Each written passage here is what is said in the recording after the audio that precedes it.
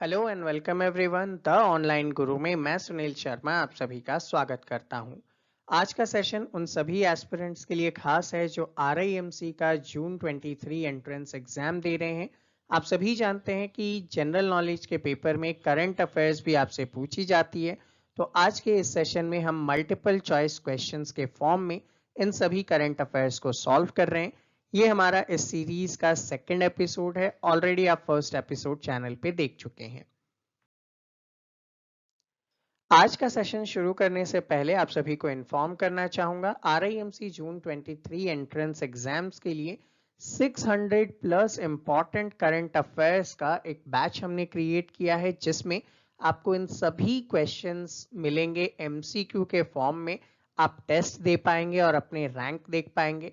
साथ ही साथ इन सभी क्वेश्चंस का वीडियो सॉल्यूशन मिलेगा और लास्ट टाइम पे रिवाइज करने के लिए जो लीनियर इंपॉर्टेंट करंट अफेयर्स हैं उनका PDF भी मिलेगा जिसे आप प्रिंट आउट कर सकते हैं। ये सारी फैसिलिटीज आपको जस्ट 500 रुपीज में हमारे ऐप पे अवेलेबल है। तो आप हमारे ऐप को प्ले स्टोर से डाउनलोड कर सकते हैं। नीचे लिंक डिस्क्रिप्शन में दिया गया है। और अगर आप हमारे साथ जुड़कर कंप्लीट क्लासेस के थ्रू इन सभी एग्जाम्स की प्रिपरेशन करना चाहते हैं तो दिए गए नंबर पर व्हाट्सएप के थ्रू डिटेल्स ले सकते हैं। तो चलिए शुरू करें। Which country's president is the chief guest of Republic Day celebration of India? बहुत इंपॉर्टेंट है। आंसर हो जाएगा इजिप्ट। इजिप्ट के जो प्रेसिडेंट हैं अब्देल फतेह अल सीसी। अब्देल फतेह अल सीसी जो हैं उन्हें 75th year of this relations के लिए यहाँ पे बुलाया गया और हम लोग 74th रिपब्लिक डे पे इनको चीफ गेस्ट के रूप में रख रहे हैं।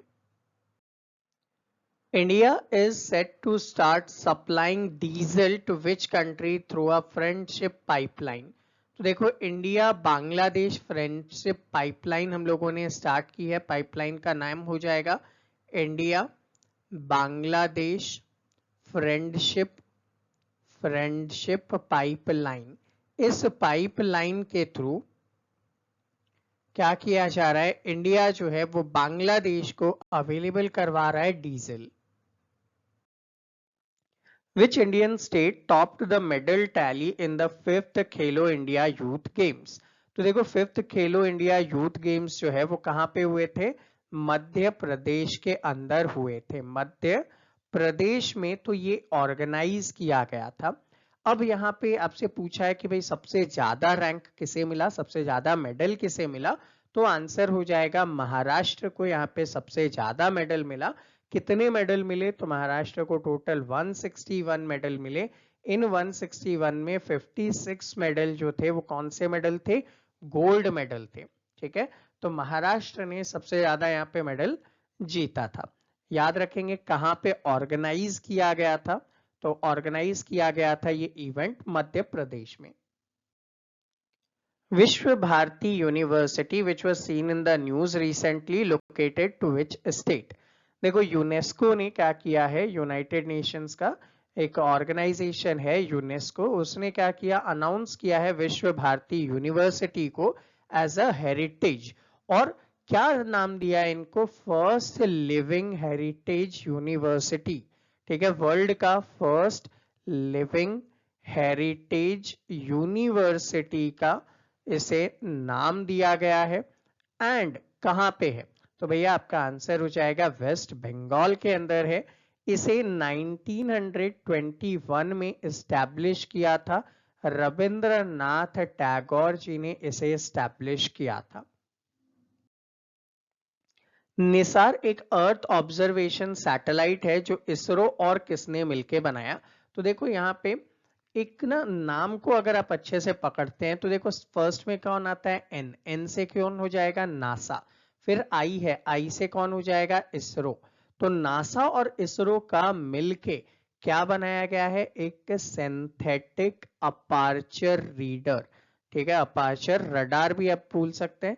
तो ये एक रडार बनाया गया है जो कि अर्थ को ऑब्जर्व करेगा और क्लाइमेट रिलेटेड थिंग्स हो गए या फिर बाकी चीजों में हेल्प करने वाला है।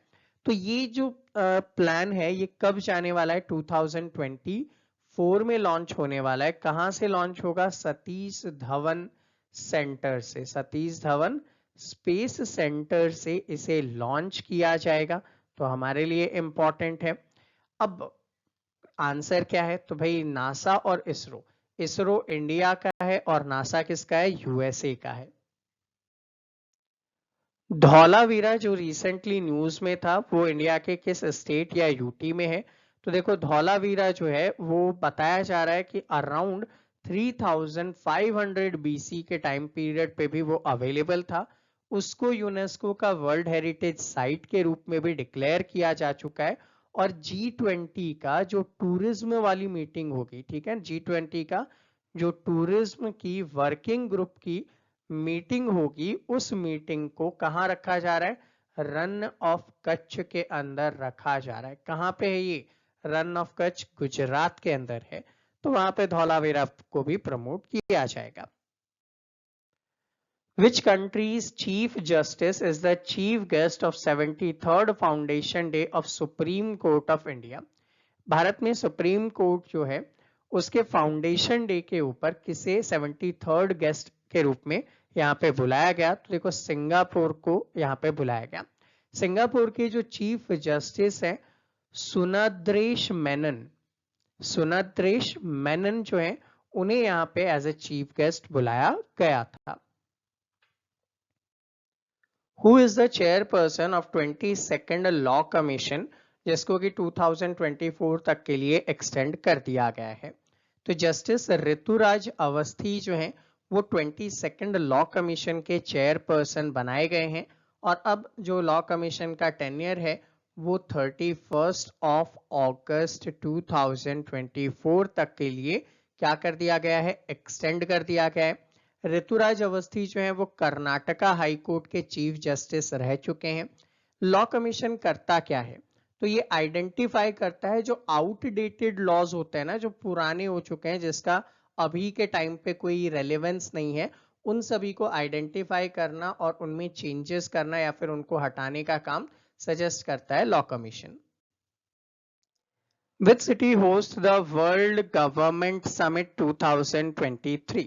वर्ल्ड गवर्नमेंट समिट जो है वो दुबई के अंदर ऑर्गेनाइज किया गया था। शेख हमदन बिन मोहम्मद जो वहां के क्राउन प्रिंस हैं उन्हें यहाँ पे ग्लोबल गवर्नमेंट एक्सीलेंस अवार्ड दिया गया था। तो ग्लोबल गवर्नमेंट एक्सीलेंस का जो अवार्ड है वो इसी में दिया गया था। किसे दिया गया था? तो शेख हमदन बिन मोहम्मद को ये प्राइज दिया गया था, जो बेसिकली दुबई के क्राउन प्रिंस हैं। Which planet has the highest number of moons as of 2023? Recently ये पता चला कि जुपिटर में और भी बहुत सारे मून्स हैं जिसको आज तक डिस्कवर नहीं किया गया था। तो अब उसके साथ ही अगर देखें तो सबसे ज्यादा जो मून है वो किसके पास हो चुका है? जुपिटर के पास हो चुका है। जबकि सेकंड नंबर पे कौन आ चुका है? तो सैटर्न। ठीक है, पहले सैटर्न नंबर 1 पे था, अब जुपिटर के और भी मून्स को डिस्कवर कर लिया गया है। इस अकॉर्डिंग अब जो सैटर्न है वो किसके नंबर पे है? सेकंड पे है, जबकि जुपिटर फर्स्ट पे है। सो स्टूडेंट, ये था हमारा आज का सेशन। आई होप आप सभी के लिए हेल्पफुल रहा हो। फिर भी अगर कोई डाउट या कोई क्वेरीज है तो आप नीचे कमेंट सेक्शन में कमेंट कर सकते हैं। विद इन 24 आवर्स आपके सभी डाउट एंड क्वेरीज को रिजॉल्व किया जाएगा। मिलते हैं आपसे अगले सेशन में, तब तक के लिए जय हिंद।